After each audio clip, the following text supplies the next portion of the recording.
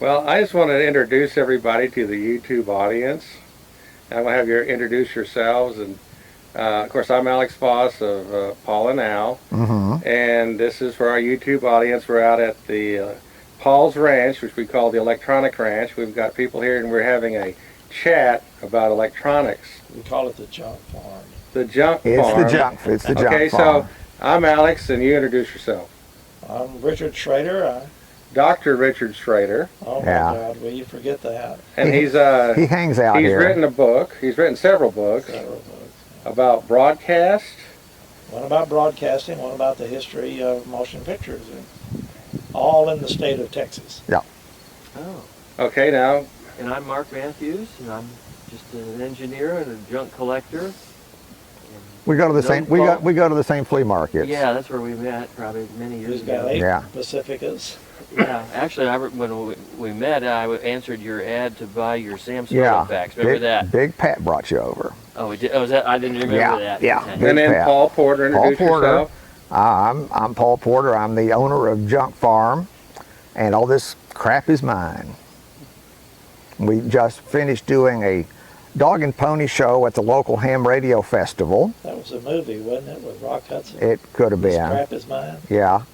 And we took our mutual radio, record player, telephone, etc. collection and set it up as an exhibit at the local ham fest just to fill up space and attract attention and basically kill ourselves hauling it all in and out of there in an 8-hour period. It's great fun though. Now we're just trying to recover. Well, it's getting all that stuff loaded and unloaded. I'd love to finish that margarita before we left the restaurant, but I felt I couldn't drive. Oh, I didn't even notice.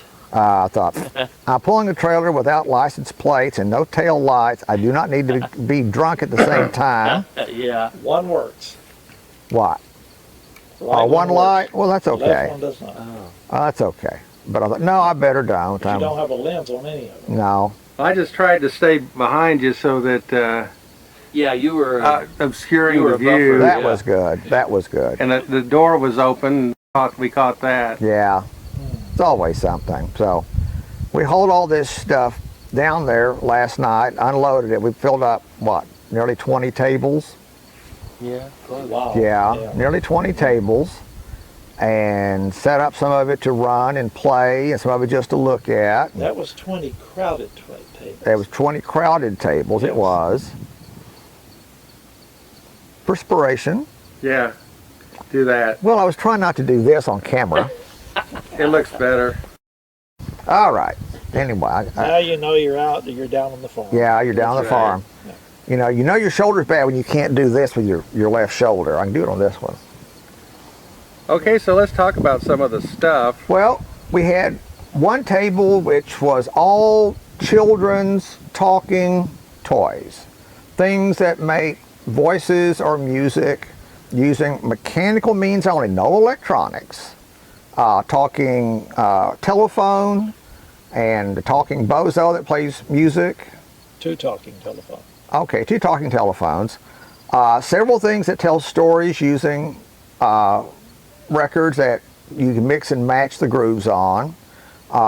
There's several game machines that use randomly chosen tracks to play clues to a board game, the Talking Mummy game, which is kind of fun. Did you get a picture of the mummy? I hope you got a picture of the mummy game.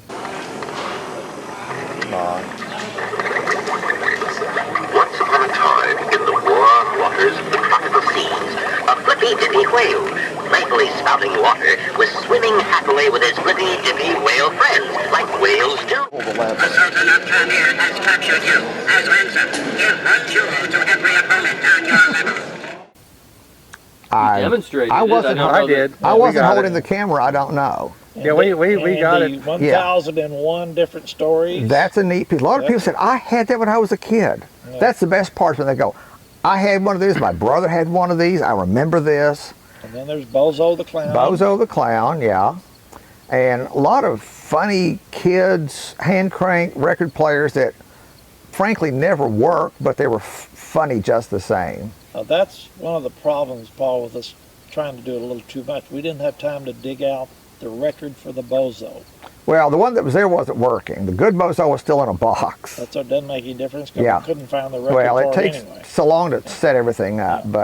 but the Fisher-Price record player Well, that music box box. you discovered had the tiny, Yeah, Mighty Tiny was in it. Mighty Tiny was in it. We had the records ready for it. Yeah. Well, we missed Couldn't one find the box. unit. Yeah.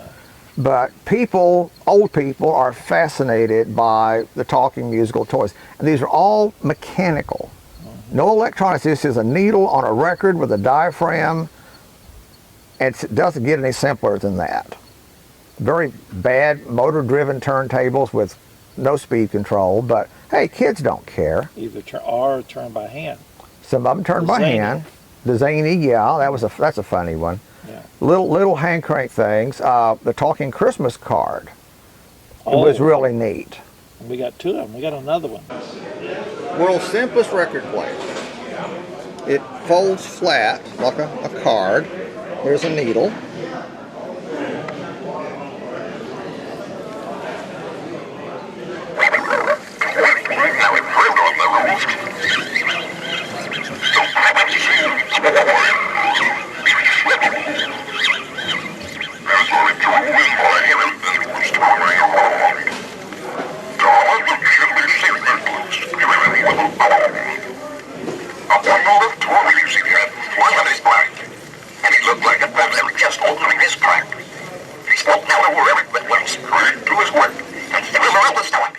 And they made that same format. It's basically a record and a sheet of folded cardboard with a needle attached, and you unhinge it, and one of the flaps becomes the speaker with a needle in the end. When you put a record on the flat cardboard, there's a little post to set it on, and you spin it with a stick.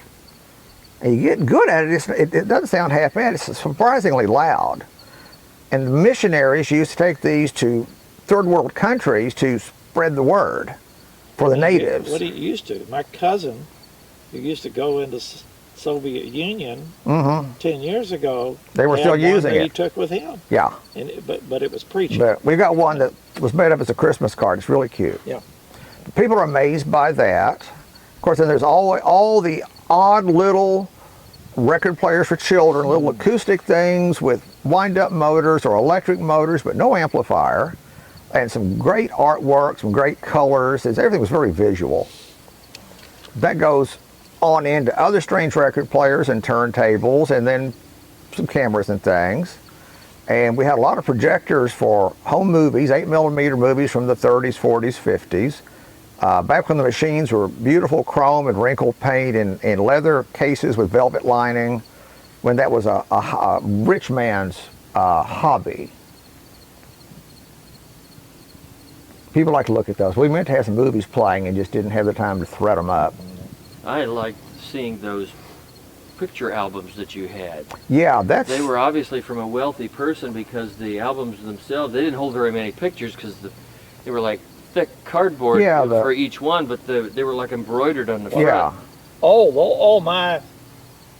Your family Decorated. albums? Yeah. Oh yeah. Yeah, those are, okay, Yeah. You know where they came from? No. Cripple Creek, Colorado. Oh, I did notice something in Colorado on it. Yeah. Yeah. But it'd be interesting to back know what when family it is. book of family photos was an evening's television Some viewing. of them have dates on the back, names and dates, and they're usually in the late 1800s. Yeah. Yeah. So people don't see pictures anymore. No. It's on their cell phone. So we had that and some other things. Making a lot of noise. A lot of things to show and talk about. A lot of portable record players from the 50s when you could take your battery-powered tube radio with you on a picnic or to the beach. And some of them had record players built in, which was very novel in the 50s. Most of it ran on tubes and batteries that were very heavy. But if you could afford one, that was living. There Is goes that a air. crop duster? What is that? It's a biplane of some kind. Yeah, that's that crop duster that flies over here sometime about 6 o'clock in the morning. And You don't think he's responsible for the honeybee die-off? He doesn't spray around here. Nobody around here I know of sprays. But your bees die. Yeah, but they range out 5 miles. But right around here, it's mostly hay crops. And you don't spray hay crops. as a rule. I mean, cows don't like pesticide either. Right. But anyway, we hauled a lot of neat stuff out and talked about it and showed it, and didn't have near enough time to really go into detail or spend a lot of time on it. It's kind of hard to work an exhibit that's 50 feet long. And they have such a short time span. Yeah, 7 until 11 for this show. Okay, so we were talking about the film projectors. We worked our way. Talk about some of those specialty photographs. One of the neatest things I have over on film, I had 2 machines from the 30s and 40s, and these were used in schools and churches way on up into the 60s. Combination film strip, not slides, film strip phonographs. Use 35 millimeter film transparencies that you stuck in a little holder and pulled down through a projector, and you put on a record that narrated the pictures. This could be a Bible story or a spelling lesson or a Sunday school story. Now, one of the other things that I thought was interesting that you brought out, you emphasized more last year than this year, was you had a fairly rare 45 RPM adapter. I had both those, and we didn't get them set up. Yeah. Yeah, those were neat. Those were neat. Yeah. Now the 45 player that would actually move the records back up. Oh, No, not that one. That was, Yeah, well, he had that too. Yeah, we'll get Well, to I'm that. actually, moving to that because that was something we saw. Yeah. The Aristocrat, made in the 50s, it looked like an RCA Victor 45 record changer, but it's a mechanical marvel because you stack records on it, and it drops the record and plays it, drops the record and plays it, drops the record and plays it, and when there are no more records on the top spindle, there are arms that lift the records back up, and it starts over.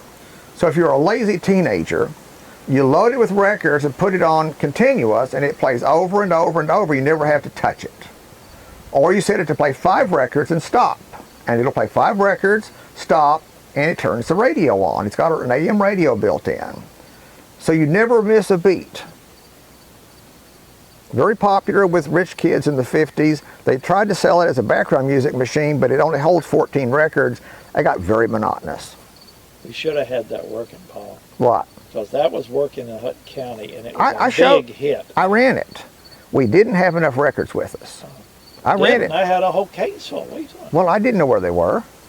Just ask. I only had a handful, so I had to move them around from machine to machine. But I actually got a guy who got interested in all my labels and wanted to see nearly all of my labels. Jeez. So what, 1,000 plus now? Different 1,200 different 45 RPM record labels. He doesn't care what's on the record as long as it's a label he hadn't seen before. Now, when you do that, do you count variations within the same He's brand name? He's not even doing that yet. Oh, so it's just different brand names. Yeah. I have a lot of the different records showing one change and a different. Yeah, but he's not pursuing all the variations. Wow, that's a lot then. That's a lot. That's a lot. So that was fun. So how many albums do you have out in the boxcar? I shudder to think albums close to 5,000, and 45s we're guessing about 15,000, and some 78s and some tape and some film and other things. But I've been picking up vinyl for a long time. Did somebody send No, I thought some of those all the planes come flying over now, please. They're wondering what we're doing with these cameras. Yeah. They're curious. Jeez. But well, you had that big transcription machine. Yeah. That 16-inch record. Yeah. Yeah, people think that's amazing. It's the biggest record they've ever seen. 16-inch diameter. 16-inch transcription used by radio stations. This one has jingles on it, station breaks.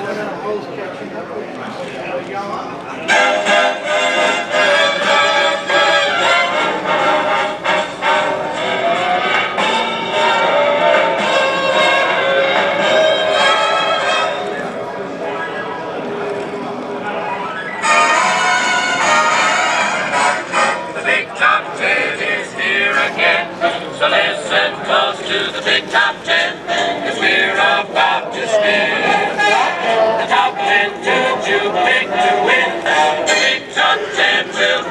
Turntables made in the 30s, record from the 50s. This stops between bands, so you don't have to put your needle up when you're... They were invented in Hollywood in the late 20s as the sound source for talking movies. Right. They would, Western Electric would synchronize a record with a movie projector so that you had sound with the film. And that didn't work out too well. They produced the soundtracks for movies on those records for a while and then dubbed them from the disc to the film soundtrack for a while. Then they got to where they did all the sound on a separate strip of film and just splice edited it all together. But in the early days of radio, that's the only way they had of preserving a radio program. We didn't have tape recording until after World War II. So if you wanted to record audio, you had to cut a record. And you needed a record that would run 15 to 20 minutes at a time. So these big records running at 33 1/3 RPM, which was invented before World War II, could play 20 or 30 minute radio show with good fidelity, very little surface noise. So you had whole radio shows either recorded as they went out live for rebroadcast on the West Coast, or recorded and archived for later. They didn't like using mechanical reproduction. They had a thing about live radio. Oh. What? Somebody is sitting just to the right of you. He's got a red colored vinyl ET. Yeah. Okay. You got to work on him. Yeah. Who are we talking about? You? A red colored vinyl ET. You said you had a red vinyl. Oh, I have ET. a couple of them. Now I know what you're talking about. Okay. You're talking about the ones. What's an ET? That's transcription. He insists on calling them ETs. Okay, I wasn't familiar with Yeah. that term. No, I was describing today that I have several. As I remember, they were pipe organ records. Mm-hmm. And they are red translucent. They're 12-inch, they're Yeah. not 16-inch Oh, transcriptions. I'm Yeah. sorry. I'm sorry. Yeah, they're 12-inch. we have Yeah. some 12 But they inches, yeah. play from inside out. And I don't- but- On the Fortissimo label. Yes, I couldn't remember the name, and it was Fortissimo. We'll get back to this. We'll get back to this And in a you know minute. what? We may have one. I have one. Yeah. Because we have some red Yeah. red vinyl 12-inch records. They're not necessarily Fortissimos though. No, but they're some of them I think were organ music. Well, that was one of the things they did. Anyway, big records, radio stations didn't have tape recorders. So if you needed to record a jingle, a commercial, a spot announcement, you had an engineer put a blank lacquer disc on a record cutter and put a needle down on it, and you cut the grooves in a record. It could be played back instantly. So those were called transcriptions. And they were both cut from raw lacquer, and they were also stamped like regular records to distribute radio shows. You find a lot of the Armed Forces Radio Network's programming was distributed worldwide during World War II on these 16-inch records. Some of the stuff's name artists, some of it's no-name artists. They are sought after now. The quality can be very good if they've been handled correctly, but they usually have been all over the world first. I remember it. But we had a 30s portable transcription turntable with the original tone arm playing a 16-inch record into a tube amplifier at the show today, which people have never seen a record that big. So I was fascinated by the turntable that was right next door. That it was a non-electronic, and how loud it was, you know. Oh, the acoustic portable, yeah, in a red case. Yes.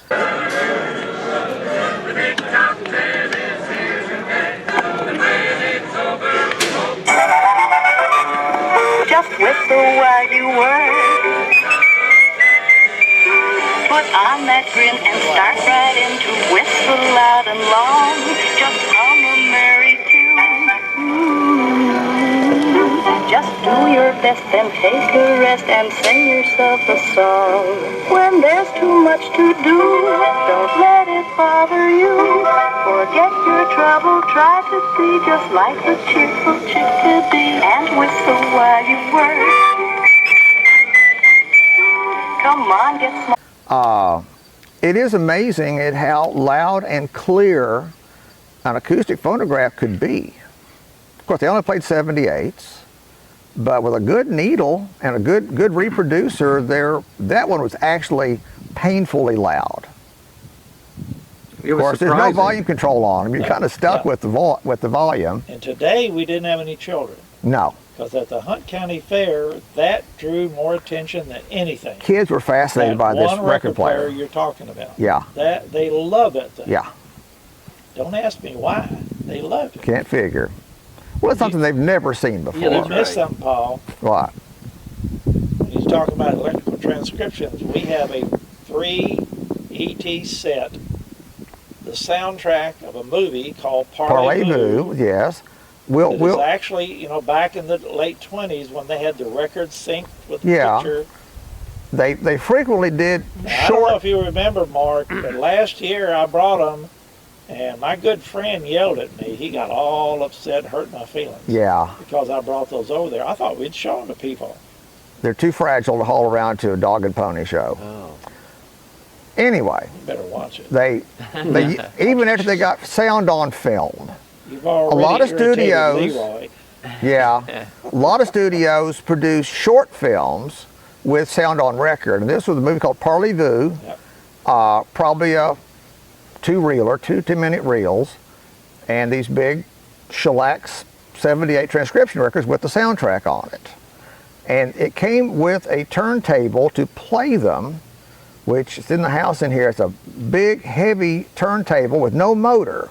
There's a drive shaft, comes out the side, and goes to a gear on the projector, so that the turntable and the projector are driven at the same speed, so the two stay together.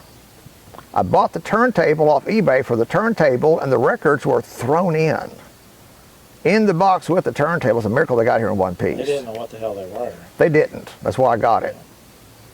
So that's a little piece of history. Now that wire recorder, I found that fascinating. And you had, was it an opera singer on it? Somebody recorded some opera or a lot of serious music on it, yes. Of course, you've seen the wire recorder. Let me see if it's plugged in. And there's a wire on it. These predate tape recorders by a few years. They were the first thing we had you could record on, then record over and use again. Great for dictation, recording radio shows or piano recitals.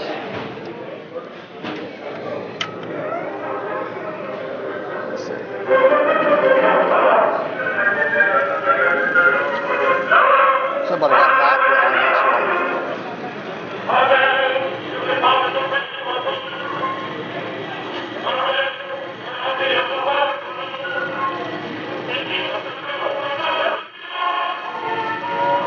It's amazing, isn't it?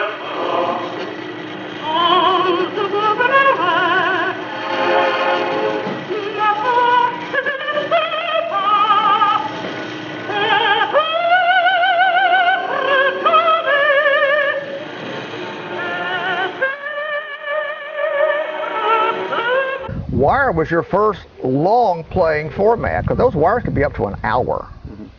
So you could record an opera or a long radio show on a wire and have it to replay it later. The fidelity wasn't bad. The speed control was a little off, but not bad. And it was fascinating watching it, how it was doing the spool. And The moving head and moves down. up and down so that it distributes evenly on the spools, yes. And so that was, while we were doing wire recorders, the Germans before World War II were trying to come up with tape. No, they invented wire recording They did? back in That's the how we back in the started on it. 20s. We captured one. Yeah, yeah. Then they came up with tape. And then we got tape a few years later and blew wire recorders out of the market. You find a lot of wire recorders around because Sears was selling them. And when tape came out in Christmas of 50 or 51, they had to dump the wire recorders real fast. So they put them on sale. And everybody bought a wire recorder and used it for a year or two and became bored with it. And then got a tape recorder maybe. But you find people to this day in the States with these little spools of wire tucked in a desk drawer someplace. You know, Aunt Martha's or Cousin So-So's piano recital or Grandpa recites history or party, I don't know. The wire recorder's long gone. but they dumped them at Christmas time, and everybody bought one. Neat thing is, those wires are stainless steel, and with a tiny amount of care, they'll be perfectly playable 1,000 years from now. Tape recordings will be dead in about 10 years. These wires won't rust. They're not going to lose their magnetism because it's very strong. 1,000 years from now, you could play those wires back. It'd be the only magnetic format probably left anywhere. And used in court. They could be used in court. You couldn't use tape as court evidence because tape could be altered by splicing. Wire recording, you can splice it, because if the wire breaks, you tie it in a knot, and that knot will go right past the head, but it goes kerthunk as it goes over the head. So you know this wire's been spliced. So you can say, you know, this wire is evidence because it hasn't been tampered with. Tape can be spliced carefully and then dubbed, and you can't tell it's been spliced. But wire, you couldn't get away with it. So you could use wires as evidence in court, but you couldn't use tape. Like anybody had evidence on a wire, but I guess at one time they maybe did. And the first telephone answering system used records and wire. That's a neat piece. It's a big maroon box. You couldn't touch the phone company's wiring to make an answering machine. So you had to come up with a machine that physically answered the phone instead of tapping into the wires. Well, this machine's first one, supposedly patented for production, that you put your telephone on the machine, and it's got a lever that when the phone rings, it lifts the receiver. There's a speaker to talk to the phone and an induction coil to pick up the incoming sound. And they coupled that with a combination wire recorder record player, which was common at the time. You could play 78s on it or record wire on it. So they rigged this one. You went to the local record store and had your outgoing message cut on a 7-inch record, which you could do in those days. Put that on the record player, and the tone arm, there was a solenoid to lift it. And it would drop the needle on the record, play your message, lift the needle, and then switch to record mode and record the incoming message on wire, which was taken up by the outer rim of the 78 RPM turntable. So that was like the first phone supposedly answering the first commercially produced answering machine. Now, NPR ran an interview with the grandson of the man that invented it back in the 40s, and I've never been able to find that story since. But they interviewed his grandson about it, that he patented it but licensed it for manufacture to other people. This was made by the Mohawk Manufacturing Company in New York in the 40s. It's got half a dozen radio tubes in it, must weigh 40 pounds. Yeah, about that. But you put your 302 Western Electric telephone on it, there's a spot for the feet to fit, and a lever picks up the receiver, and the outgoing message, the little speaker talks to the receiver, and then the caller's voice is picked up by an induction coil, which is directly below the phone and goes under the wire. It was brilliant. And there's later machines that did the same thing. We've got one made in Japan, does the same thing, but it's transistorized. We should have dug out Western Electric's first answering machine. I've got one. I wonder where the heck it is.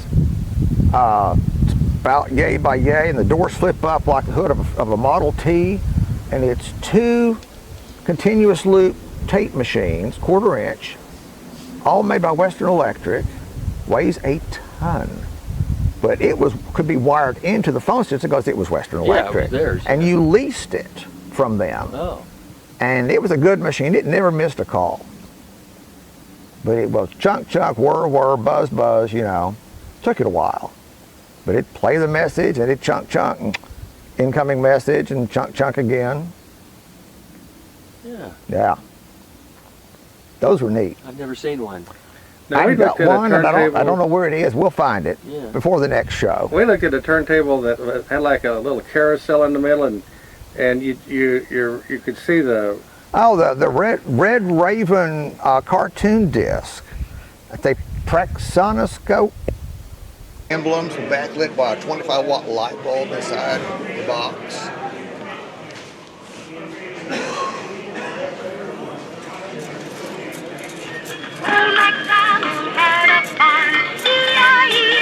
But the neat part is the Praxonoscope play, which is part of the record. You get out here, you can see the animation. You get to look straight in. Your camera may not pick it up.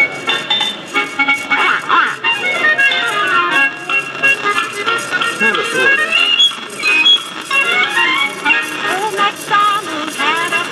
It just gives you something to look at while you're listening to the record.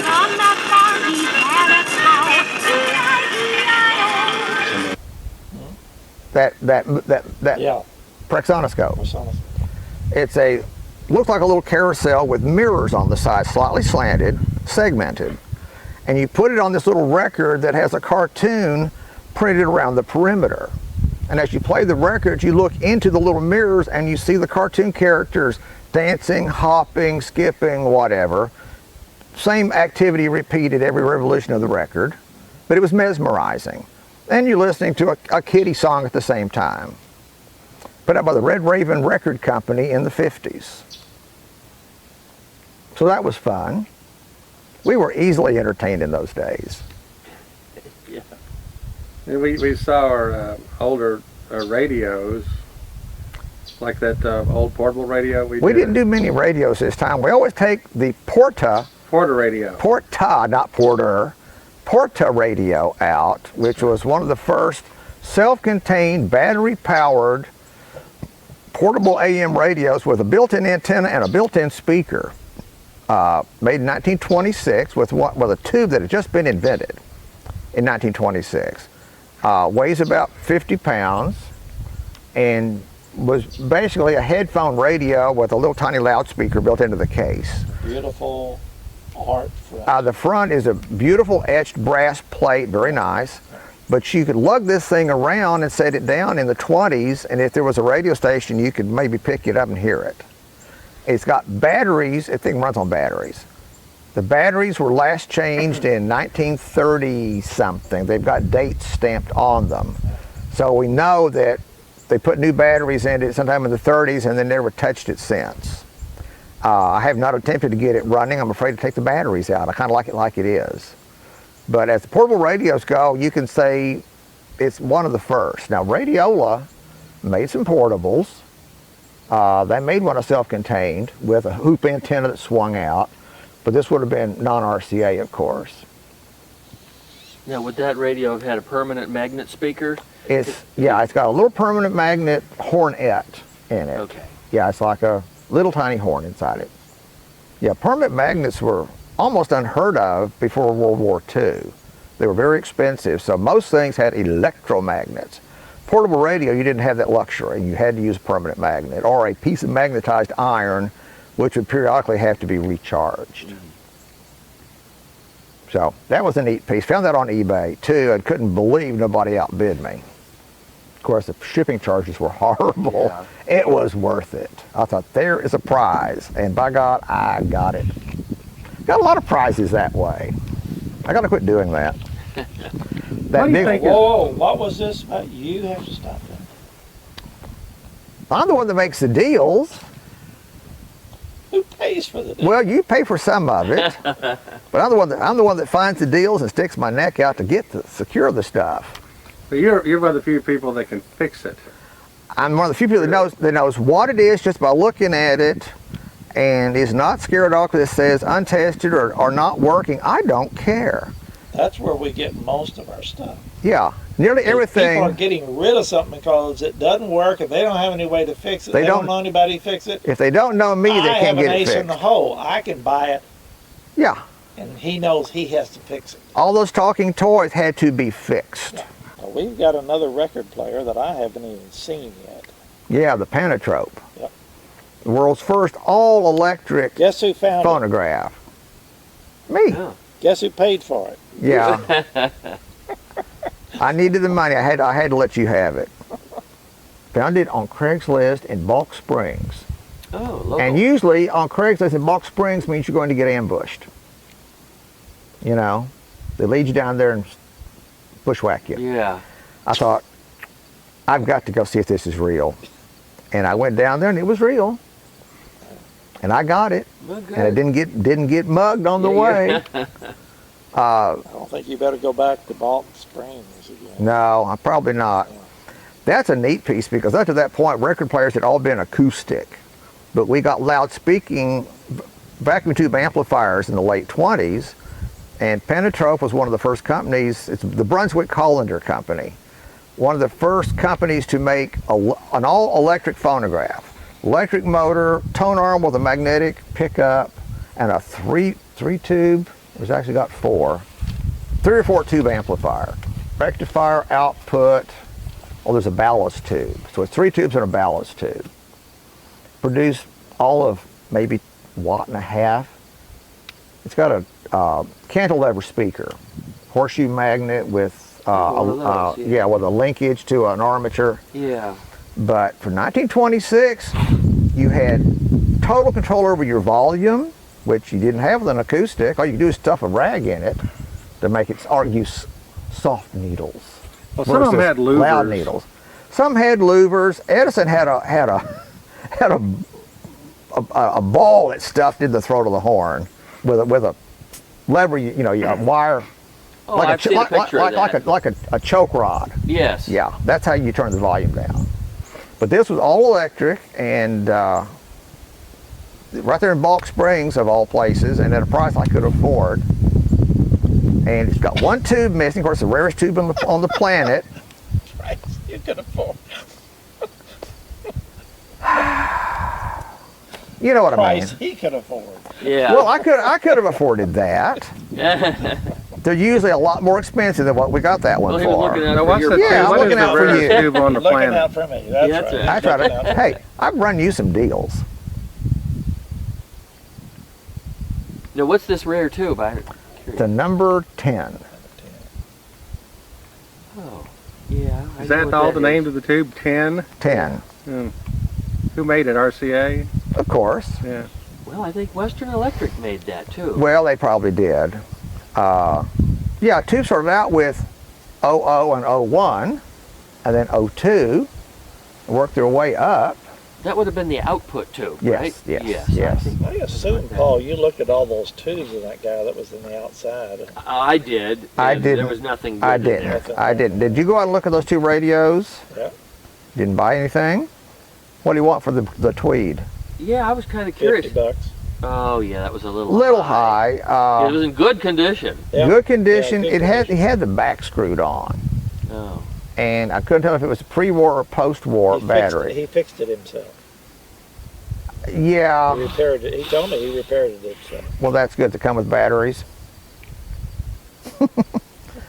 The GE Musiphonic plastic AM radio next to it, I was tempted because I've never seen a Musiphonic with all octal tubes. Oh, I didn't look in the back. Yeah. That is surprising. That must have been an early version. Must have been. I 'Cause went, to me, I looked at that and I said, those are a dime a dozen. I've seen all those things all over the place. yeah, But I can't say that I've ever seen one with octals in it. yeah. Oh. This was an octal Musiphonic. What did the guy say who had the pre-change FM radio? Didn't talk to him. I sent him over to you. Didn't talk to me. Called you and said, Paul, come here and talk to this guy. He's got a little, he said about that big. Mm-hmm. You're talking about the original Armstrong radio? The 40 meg FM versus the 88 Right, 108 before Yeah, the FM. government killed it. He didn't tell me what brand it was. He Yeah. just said it had Both. he said 3 FM bands. It means Yeah. it's got 1 AM and 2 FM. Yeah. Well, see, Armstrong came out with an FM radio you could hear all over. Yeah. And then Yeah. Sarnoff killed it. Well, the And original, that was radio from that era? well, FM before World War II was on the 40 meg band. Yeah, somewhere down there. 43, 44. I thought it was 38 to 40 something or something. Yeah, but it's in the low 40s. Near where television ended up. Channel 1. Yeah. And Armstrong had a radio network on those frequencies, and the FCC pulled them and moved FM to 88 to 108, which quadrupled or tenfolded the number of stations. Yeah.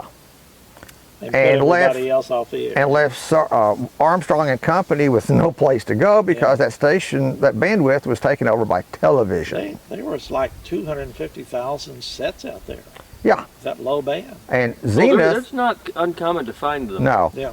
Zenith was loyal to Armstrong and continued to pay the license fee and made radios right after World War II that picked up both bands. 40 meg and 80 meg FM. Philco made FM radios but would not pay Armstrong a license fee. They came up with their own patented FM receiver which sucked, but they refused to pay license to Armstrong. But Zenith was loyal. Well, I don't know. That's one time when I called you over and Yeah. I said, talk to this guy. I didn't know Well, what we to must say. have got on another subject. Okay. He didn't have the radio there at the show. Oh, okay. Yeah. Because I didn't see it. Yeah. 'Cause I asked him, And I'm easily do distracted. you need it repaired? He said, no, I'll repair it. And I said, well, I just wondered if you knew about him. I said, yeah, I've heard of him. Yeah. I don't have one. I don't know what he'd listened to. That Well, it's on got, that it's band. got today's band. Yeah. Okay. But on the 40 meg, there's I'm not not I don't know what much. he There's did. anything No. there, yeah. Well, there'd Yeah. be something, but it wouldn't be FM. No, I've got one in here that's got the 40 meg band on it, but I've never fired it up. Dumont made a big television set in the early 50s. It had a continuous tune tuner, and it tuned from channel, I always get this mixed up, 6 or 7 or 7 and 8, right through the FM band. You just continued on, got FM, till you hit the next TV station. Oh, yeah. So it just tuned right on through there. 4-stage IF, set had 6. 44 tubes in it. Wow. 5 and 6, wasn't it? It's 6 and 7, I think. That's where the 6 and jump 7 is. are together. Huh? 6 and 7 are together. Well, wherever the jump 2, is. 3, 4 are together. Break. 5 and 6. Break. 7, 8, 9, 10, 11, 12. Well, there's a big jump. There's a big jump between 6 and 7. Yeah. Yeah, there's some little gaps down Big below. jump, 'cause I know But aircraft is in there. yeah, well, aviation there's a big radios jump in there. from 88 to 108 Yeah, okay. between 6 and 7. Because they stuck in FM. Yeah, Yep. stuck in FM. So there it is. But anyway, yeah. And then when they brought in the U's, there was another big jump. Tremendous jump. It surprises me how quickly they developed UHF television, because doing UHF has never been easy, and yet they were doing it in the early 50s because they had no choice, I guess. They underestimated the demand for television and ran out of VHF channels real fast. So here you are in 1951 trying to do UHF with tubes, and transmitting UHF is not easy with an all-tube system. Would that be a Klystron or something? It was the Klystron until just recently. But 51, 52. you know. The freeze wasn't over until 52. Well, anyway, so I thought television was hard enough to deal with in the early days, and doing it at UHF to boot. Well, you know, right now they're just taking away the broadcast bandwidth for television. Station Seems like by every station. month. Yeah. You almost have to print out the allocation chart weekly to see what's still allowable. Looks like a checkerboard. Huh. You can do this, you can't do that. Do this, can't do that, can't do that. Do this, can't do that. Maybe. Black and white and gray. Well, so I think we've just about covered everything on that. We haven't covered speed graphic. The graphics. Graphic. Film A cameras. Graflex camera. Graphic, I'm sorry. Real photography. Real. The original press photographer's Yeah. camera. That's right. If you don't believe it, look at all the films made from the 1930s That's to right. That's 1970s. If they wanted you to know they were press photographers, they had a speed graphic with a big old flash at the side Yeah. in their hand, and they were crawling over each other, even though the 35 millimeter became the press camera probably in the late 50s, for most people. yeah. that was too small. You couldn't see it that well. They wanted you to know this is their press Yeah. photographer. They had this gigantic camera. Yeah, it looked good in the movies too. Yeah, it did. Now they actually had to physically change the flash bulb out, right? Or Yep. Mhm. Yep. because once that The bulb later blew, ones they had an electronic. You know, Yeah. but most of the early ones, yes, it was flat. And they most likely had to use a special flash bulb. After all, the camera had two shutters. Had a leaf shutter and a focal plane shutter. And if you want to use a flash bulb with a focal plane shutter, you had to have a special FP flash bulb. It's a flash bulb that built up to a plateau of light and then carried it for a while Yeah. while that slit was going across the film. Yeah, and that's better. That's how I learned photography. That's how I shot, I don't know how many football games of one of those things. You know, you didn't have a movie, you know, a Nikon motorized and all this. You had 4 or 5, you know, film things, and that was it. You had 10 shots. Yeah. Do they still support that with film today? Oh, yes. I know it can be expensive, but It's getting very expensive. 4x5 film is like $1 a shot. oh, I would have thought it might have been more than that. well, how many places in the world, I'm going to say, develop film anymore? There's like one in New York. I don't know, because I developed my own film.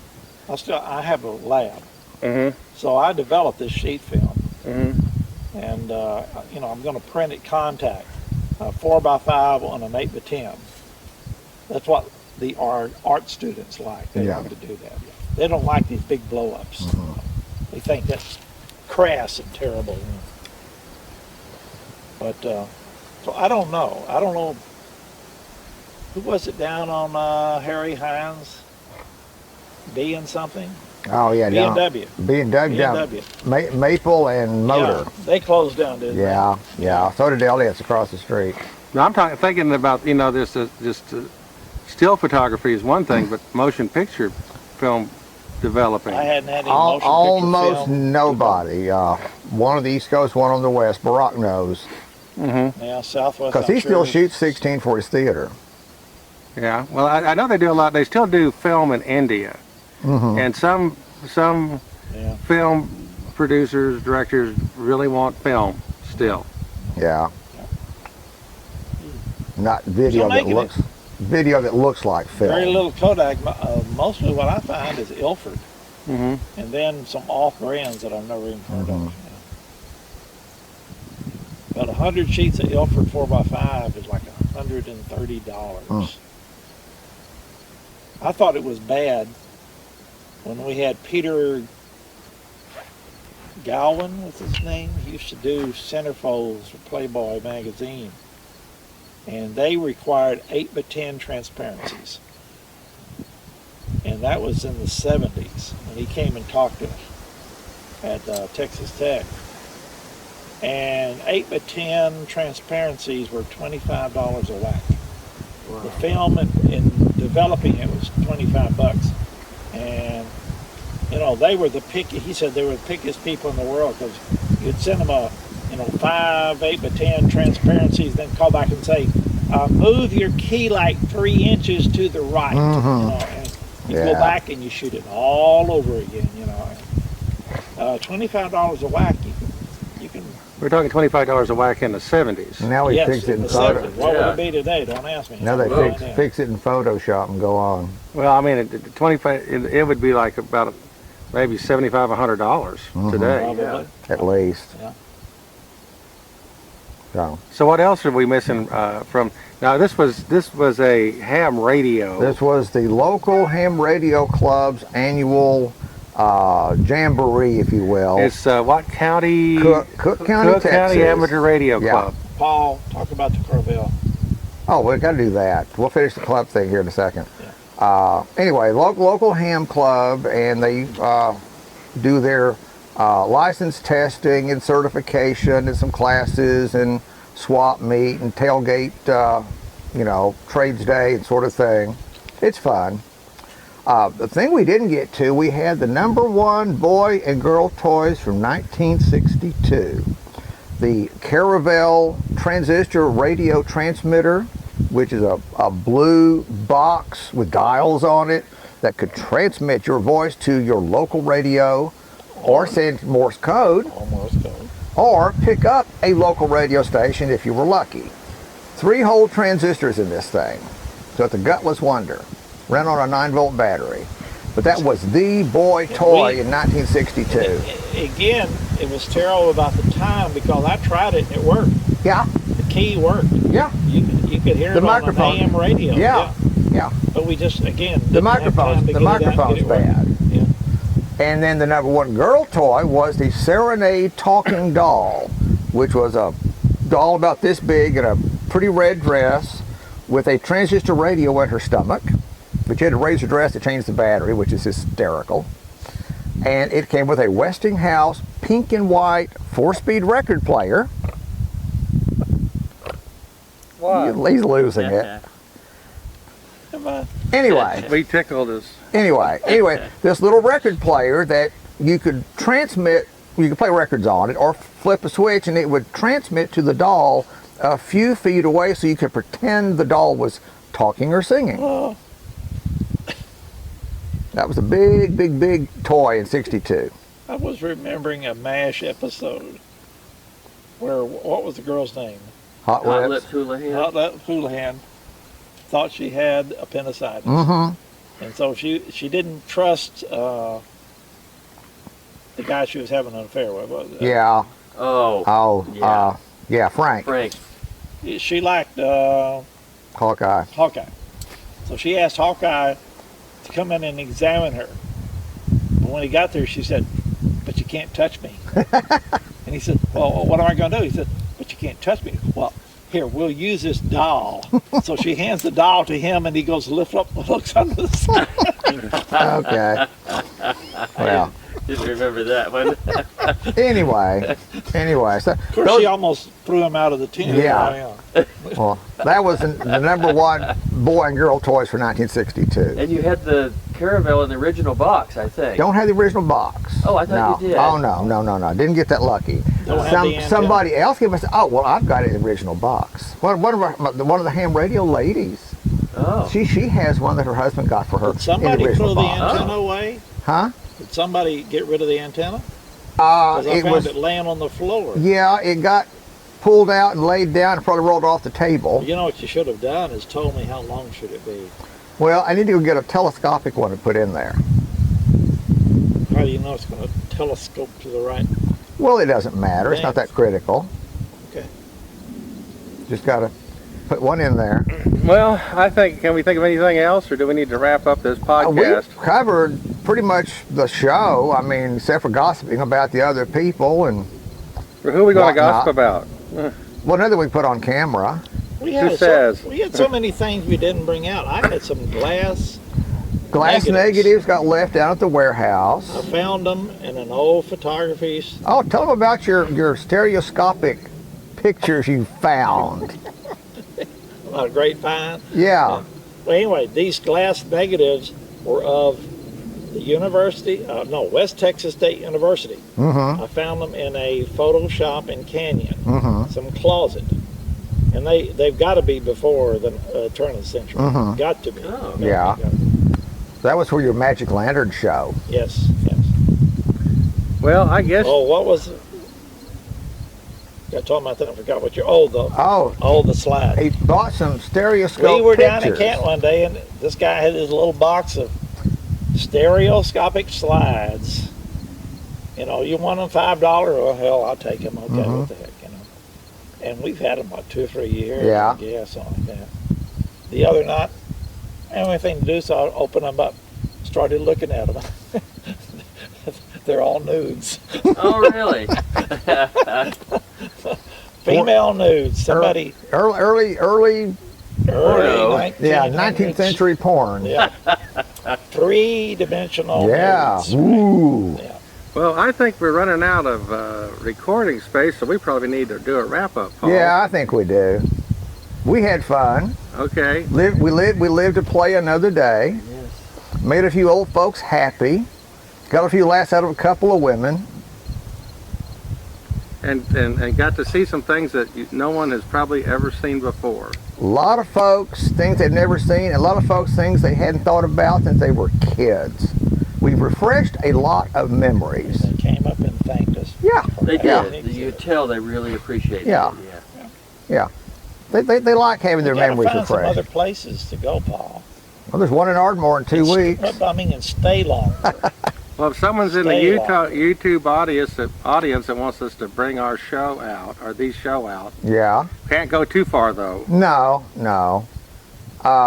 Take this and cut in some pictures from the show, and Oh, I'm going to cut them in all over. that's what I thought. Well, we'll get some comments for sure. Yeah. Put them right in front of Paul's face. Now, if you're in France or England and you want to just pay for us to come out, Yeah, there you we'll all go. come out. Yeah, There you go. Absolutely. If you like this bunch of stuff, we've got 10 times more. Or Cancun or someplace. Mm-hmm. Even California. California. Yeah. Florida. Mm-hmm. Someplace with a beach. Yeah. Which we have nothing like that anywhere near here. No. Not around here. Okay. Well, that's it, I guess. Good. This is more than a tech talk. It's a podcast. There you go. Okay. And that's it. Bye. Bye. Thanks for watching, and be sure you check out my channel, The Porter Museum, on YouTube.